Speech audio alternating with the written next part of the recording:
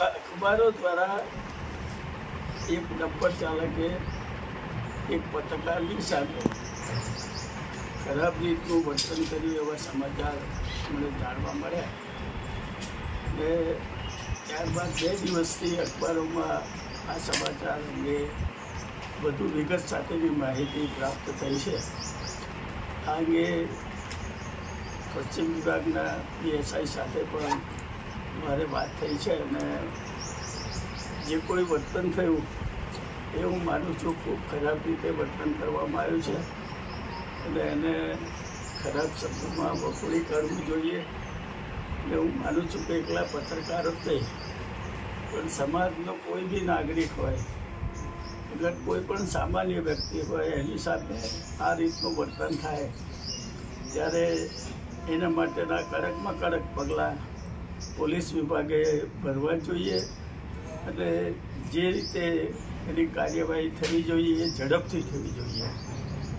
અને પૂરેપૂરો ન્યાય મળે એ રીતનું વર્તન થાય એ ખૂબ જરૂરી છે. મને એ પણ જાણવા મળ્યું છે કે પોલીસે ત્વરિત પગલાં ભર્યા છે અને કેટલીક વ્યક્તિઓની ધરપકડ કરી છે, પણ આ વસ્તુ વખતો વખત બનતી રહે છે.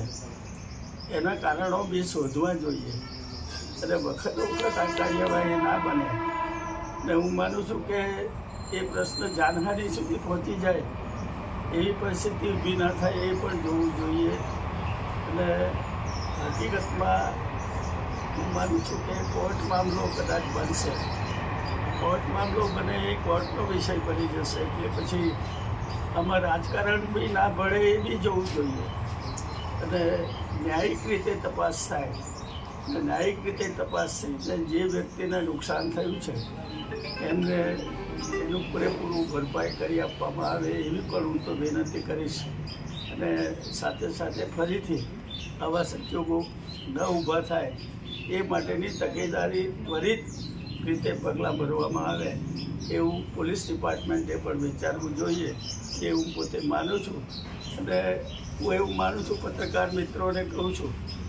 કે જરૂર લાગે અને મારો સંપર્ક કરશો